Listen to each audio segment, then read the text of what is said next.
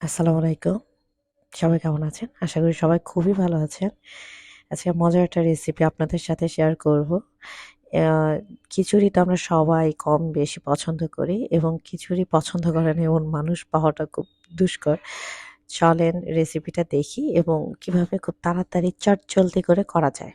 প্রথমে একটি হাঁড়িতে পেঁয়াজ কুচি দিয়ে নিব এবং পরিমাণ মতন তেল দিয়ে নিব। হলুদ মরিচের গুঁড়ো দিব ১ চা চামচ পরিমাণ। আরও হাফ চা চামচ পরিমাণ হলুদ মরিচের গুঁড়ো দিব।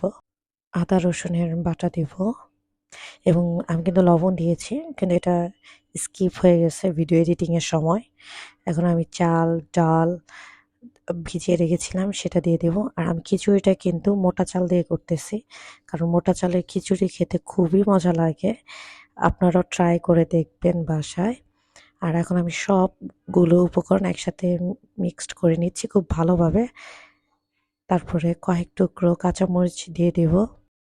এবার আমি খিচুড়িতে গরম পানি এড করে দেব। আপনারা ট্রাই করবেন খিচুড়িতে বারবার পানিটা এড না করে একবারে দেওয়ার। বারবার পানি দিলে দেখা যায় খিচুড়িটা একটু পানি পানি টাইপের হয়ে যায়, খেতে খুব একটা ভালো লাগে না, ছাড়া ছাড়া ভাব চলে আসে। তার জন্য একবারে দিলে খিচুড়িটা আঠা আঠালো ভাব হয়, খেতেও খুব মজা লাগে। খিচুড়িতে বলক চলে আসলে এখন আমি ঢেকে দিব। মাঝে কিন্তু আমি নাড়াচাড়া করে দিয়েছি, আপনারাও করে দিবেন।